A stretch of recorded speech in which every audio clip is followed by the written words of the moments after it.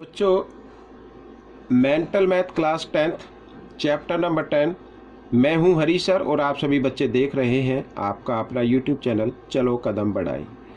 तो आइए करना शुरू करते हैं नेक्स्ट पार्ट। जो बच्चे हिंदी मीडियम में पढ़ते हैं उनके लिए अलग सी चैनल है जिसका नाम है मैथ्स विद हरी सर। देखो, क्वेश्चन नंबर 6 क्वेश्चन नंबर 5 की तरह ही है, कोई ज़्यादा मुश्किल नहीं है। क्वेश्चन 5 में एरिया इक्वल था और इसमें सरकमफ्रेंस इक्वल है, ये आपके सामने है। ठीक है, तो कोई ज़्यादा सोचने की बात नहीं है, तो आप इसको कर सकते हैं, बहुत ही आसान है। ये 2 सर्कल हैं जिनकी रेडियस यहाँ पर गिवन है, इनके सरकमफ्रेंस ठीक है कि इक्वल एक सर्कल और है, तो हमें यहाँ पर आर फाइंड आउट करनी होगी पहले और फिर आर स्क्वायर, यानी आर स्क्वायर जो आर की वैल्यू होगी उसका स्क्वायर हमें फाइंड आउट करना होगा, वही आपका आंसर होगा। ठीक है, आइए करना शुरू करते हैं। तो बिल्कुल इजी है, मैं इसको एक ही बार इसमें लिख लेता हूँ। ठीक है, तो area circumference of big circle, ठीक है इस तरीके। तो सरकमफ्रेंस को सी लिखे खाली, ठीक है, काफ़ी बड़ी है तो हो जाएगा, तो सी सरकमफ्रेंस ऑफ बिग सर्कल,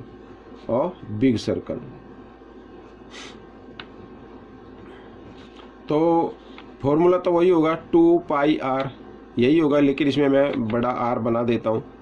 ठीक है, ये और ये इक्वल है किसके, इन दोनों के सम के इक्वल। आइए करना शुरू करते हैं। तो 2 पाई आर ये इक्वल है यहाँ पर, ठीक है, ये 2 पाई आर यानी फर्स्ट रेडियस और प्लस यहाँ पर सेकंड रेडियस, ये सेकंड रेडियस, ये जो दी हुई है ना फर्स्ट और ये सेकंड, इस तरीके से। आइए तो 2 पाई, ठीक है, यहाँ पर आर इक्वल, तो दोनों में से कॉमन ले लो। देखो भाई 2 दोनों में इक्वल है और पाई की वैल्यू भी इक्वल है, तो 2 पाई हमने कॉमन ले लिया और यहाँ पर बचा R1, तो लिख सकते हैं R1 प्लस R2, ये ऐसे कॉमन निकाल लीजिए तो आपके लिए बड़ा इजी हो जाएगा। ठीक है ना।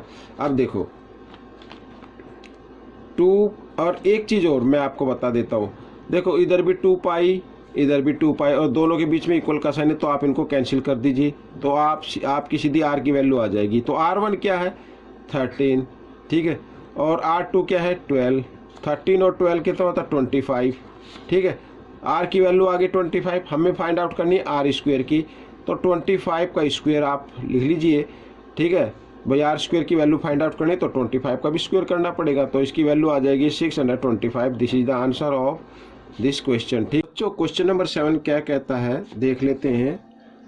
तो question number 7, if the perimeter of circle is equal to that of a square then find the ratio of their areas in term of pi. Pi के टर्म में इनके एरिया का रेशो फाइंड आउट करना है, जबकि circle का perimeter equal है square के पेरीमीटर के। ठीक है ना, यहाँ पे लिखा हुआ perimeter of circle is equal to that of a square. ठीक है, अब देखो बच्चों, तो सबसे पहले मैं यहाँ पर लिख देता हूँ, देखो 2 पाई आर ये तो होता है क्या, ये तो होता है पेरीमीटर ऑफ सर्कल या सरकमफ्रेंस ऑफ सर्कल। ठीक है, और ये इक्वल है किसके 4a, ए का मतलब साइड से है बच्चों यहाँ पर। ठीक है, इससे मतलब है कि ये दोनों क्या है इक्वल है। अगर आपको a की वैल्यू निकालनी है तो a इक्वल, देखो 2 पाई आर, ठीक है, और 4 इधर मल्टीप्लाई में है, या इधर मल्टीप्लाई में तो इधर आकर डिवाइड में हो जाएगा, इस तरीके से कर सकते हैं।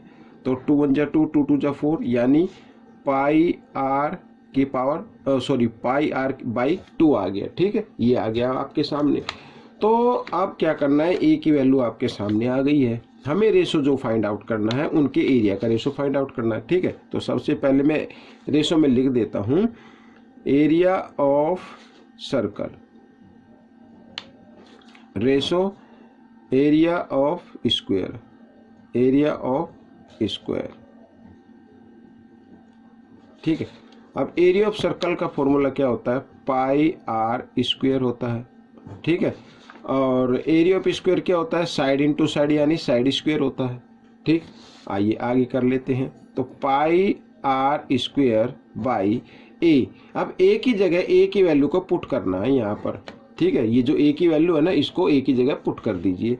तो आइए इधर लिख लेता हूँ मैं, तो पाई आर बाई 2, और इधर स्क्वायर है तो इसको अभी आप क्या लगा दे, स्क्वायर लगा दे। ठीक है, इस तरीके से आइए नीचे कर लेते हैं।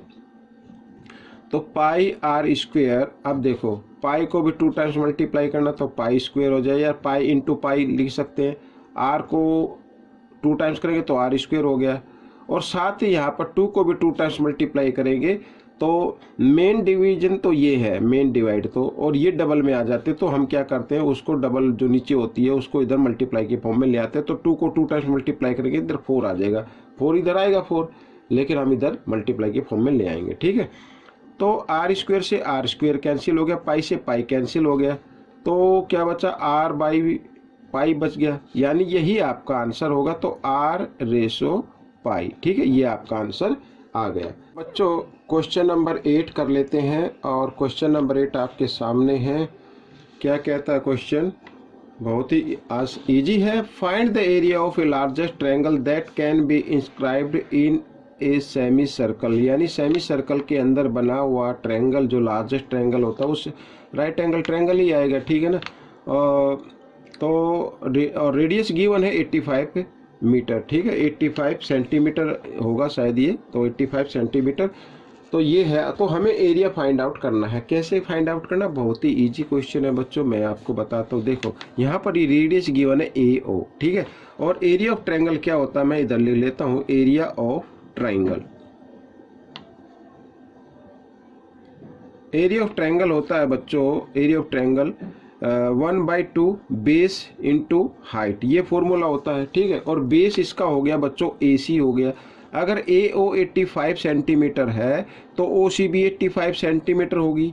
ठीक है, क्यों होगी, क्योंकि ये भी रेडियस है और ये भी रेडियस है, तो सर्कल की सभी रेडियस इक्वल आती है। और साथ ही यहाँ पर ये जो BO है ना, ये BO, ये भी क्या हो गई, रेडियस हो गई।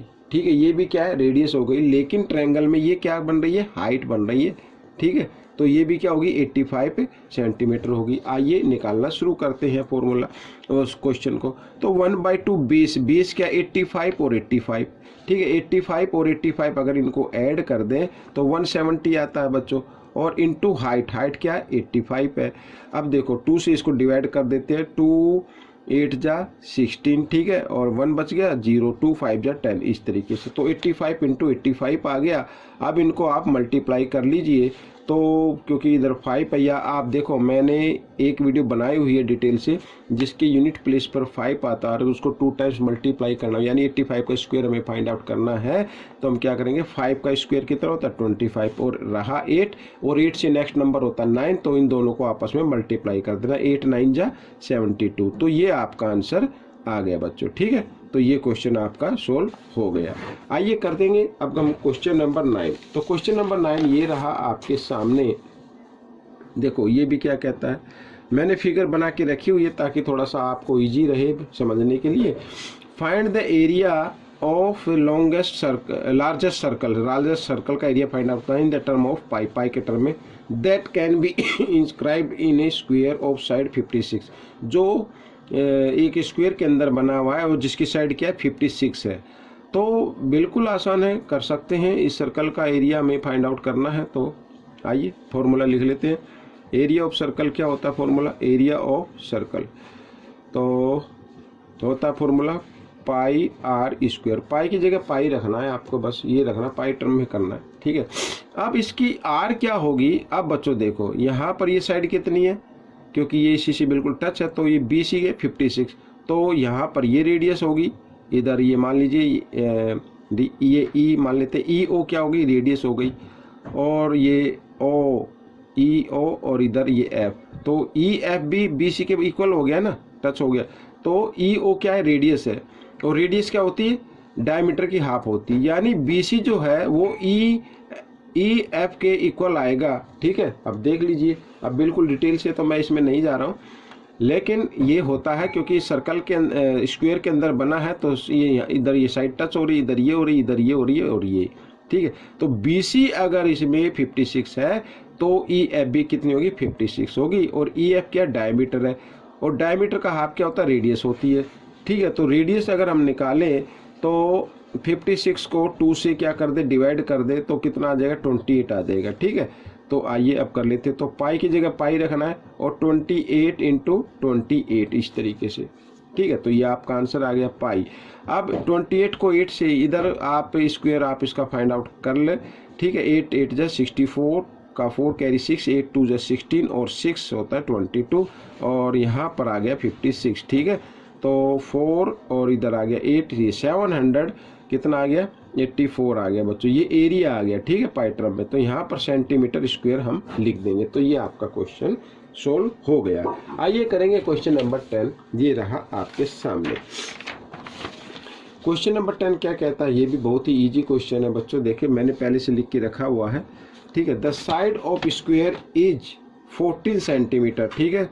ये ए बी और बी सी ये सभी क्या 14, क्योंकि सभी साइड इक्वल होती है स्क्वायर की। Find the area of circle, ठीक है, सर्कमस्क्राइब्ड अबाउट दिस स्क्वायर, जो इस स्क्वायर के चारों तरफ ये एरिया सर्कल बना हुआ है, इसका एरिया फाइंड आउट करना है। अब एरिया फाइंड आउट करने के लिए सर्कल का एरिया फाइंड आउट करना है, तो फॉर्मूला मैं लिख लेता हूँ, एरिया ऑफ सर्कल, ठीक है, एरिया ऑफ सर्कल। तो क्या होता है फॉर्मूला, पाई आर स्क्वायर होता है। अब आर तो हमें मालूम नहीं है, आर तो हमें मालूम नहीं है, लेकिन यहाँ पर ये जो दिया हुआ ना बी डी, ये एक डायगोनल हो गया। इस डायगोनल से, और अगर हम देखें ये डायगोनल है और क्या है, ये सर्कल का डायमीटर भी है। अगर स्क्वायर का ये डायगोनल है और ठीक है, बी डी स्क्वायर का क्या डायगोनल है, लेकिन सर्कल का क्या डायमीटर है। इस डायमीटर की अगर हम लेंथ फाइंड आउट कर ले, ठीक है, बी डी की लेंथ क्या आएगी मैं आपको बता देता हूँ, 14 स्क्वायर रूट 2 आ जाएगी, ठीक है, और इसको लिख सकते हैं सेंटीमीटर। अब आप कहेंगे सर ये कैसे आएगी, अब मैं आपको बताता हूँ। देखो यहाँ पर मान लीजिए कोई भी ये सर्कल बना स्क्वायर है, ठीक है, मान लीजिए इसकी साइड 2 है, ये भी 2 है, ये भी 2 है, ये भी 2 है, 3 मान सकते हैं क्योंकि सभी साइड इक्वल होती हैं। अगर ये 14 है, ये भी 14 है, ये भी 14 है, ये भी 14 है, इस तरीके से, ठीक है। कुछ बच्चे ये 12 है, ये 12 है, ये 12, ये भी 12। अब हमें ये निकालनी है ये डायगोनल की लेंथ। तो डायगोनल की लेंथ क्या होती है, पाइथागोरस थ्योरम का यूज करना है आपको, ठीक है। मान लो ये ए बी सी डी, यानी बी डी की आपको निकालनी है। तो बी डी की कैसे निकालते हैं मैं इधर बताता हूँ। देखो बी डी स्क्वायर इक्वल होगा ये बेस स्क्वायर यानी 12 स्क्वायर और प्लस इधर ये आ जाएगा, ठीक है, ए डी स्क्वायर। तो ये भी है 12 स्क्वायर हाइट स्क्वायर, ठीक है। इस तरीके से पाइथागोरस थ्योरम तो मालूम है ना, तो 12 का स्क्वायर 144 और ये भी 144। अब 144 और 144 को ऐड करते तो 288 आ जाता है बच्चों, और इधर ये बी डी, ठीक है। अब बी डी इधर ये स्क्वायर लगा हुआ है, स्क्वायर को हटाकर इक्वल के साइन से इधर लेके आएंगे तो स्क्वायर रूट बन जाएगा, और 288 का हमें स्क्वायर रूट निकालना है। अगर हम इसको फैक्टर करते हैं तो देखो 2 1 जा 2, 2 4 जा 8, 2 4 जा 8, फिर 2 से, ठीक है, 2 7 जा 14, 2 2 जा, फिर यहाँ से 2 से हम करेंगे तो आ गया 2 3 जा 6 और 2 6 जा 12, फिर 2 से करेंगे तो 18 पे आ गया, और इधर 2 से करते हैं तो किस पे आता है बच्चों, ये इधर मैं और कर लेता हूँ, 1 मिनट देखते हैं, 2 9 जा 18, 1 मिनट देखते, गड़बड़ हो गई शायद कहीं पे, 2 1 जा 2, 2 4 जा 8, 2 4 जा 8, ठीक है, और फिर 2 से 2 7 जा 14, 2 2 जा 4, फिर 2 से 2 3 जा 6, 2 6 जा 12, फिर 2 से 2 1 जा 2, ठीक है, यहाँ पर 1 बच गया, 2 8 जा 16 हो गया, 2 9 हाँ यहाँ से तो ठीक नज़र आ रहा है बच्चों, ये देखो इस तरीके से। अब ये आ गया आपके सामने, ठीक है, 3 1 जा 3। अब इसमें हम देखते हैं कि पेयर किसका बना है, पेयर बनाना हमें, ठीक है। तो पेयर, तो 2 का पेयर इधर बन गया, इधर बन गया और इधर बन गया, ठीक है, यानी इसमें से एक 2 बाहर निकाल लेंगे, इसमें से एक 2 बाहर निकाल लेंगे, इसमें से एक 3 निकाल लेंगे। तो अब यहाँ पर देखो 3 2 जा 6, 6 2 जा 12, ठीक है, 12 आ गया, और जिसका पेयर नहीं बना उसको रूट के अंदर रख देते हैं, ठीक है, क्योंकि इसकी साइड कितनी थी 12 ली थी, तो 12 रूट 2 बन गया। अब यहाँ पर बच्चों अब आपको एक चीज़ याद रखनी है, अब साइड कितनी है स्क्वायर की 14 है, तो इसकी जो डायगोनल की लेंथ होगी 14 रूट 2 होगी। अगर किसी मान लो स्क्वायर इसकी साइड क्या होती 7 होती, मान लीजिए यहाँ पर आपको अब सीधा लिख देना है, मान लीजिए ये स्क्वायर है, इसकी साइड क्या है 7 है, और डायगोनल की लेंथ निकालनी तो आपको क्या लिखना पड़ेगा 7 रूट 2, ठीक है, यानी साइड को आगे लिखिए और रूट 2 लगा दीजिए, एक साइड को आगे लिखना है और रूट 2 लगा देना, वही उसकी लेंथ होगी। समझ में आ गया? आइए करते हैं। अब ये आपका क्या आ गया, डायगोनल आ गया। अब रेडियस क्या होती है, अब रेडियस अगर हम इसकी निकालें तो इस डायगोनल का क्या कर देना है, हाफ कर देना है। क्या कर देना, हाफ कर देना। तो 2 1 जा 2, 2 7 जा 14, इस तरीके से। तो रेडियस कितनी आ गई, 7√2 आ गई। अब एरिया निकाल लेते हैं, पाई आर स्क्वेयर। तो पाई की वैल्यू 22/7 और आर है आपके सामने 7√2, ठीक है, और इंटू 7√2 ये आ गया। तो 7 से 7 कैंसिल हो गया बच्चों। 22 को 7 से मल्टीप्लाई करते हैं 154 आ गया, और √2 को √2 से मल्टीप्लाई करेंगे तो 2 आ जाएगा। 2 से मल्टीप्लाई कर देते हैं, 2 4 जा 8, 2 5 जा 10, 10 की 0 कैरी 1, 2 1 जा 2 और 1 3, ये आ गया 308 सेंटीमीटर स्क्वायर। तो बच्चों ये आपका आंसर आ गया। ये थोड़ा सा मैंने डिटेल से किया था, बताया था कि कैसे निकालना है, ताकि उसमें थोड़ा सा टाइम लगाए। ठीक है, तो ये वीडियो कैसे लगी मुझे जरूर बताएं, और इसमें से सीखकर दूसरे बच्चों को जरूर सिखाना। मिलेंगे नेक्स्ट पार्ट में, टिल देन थैंक यू।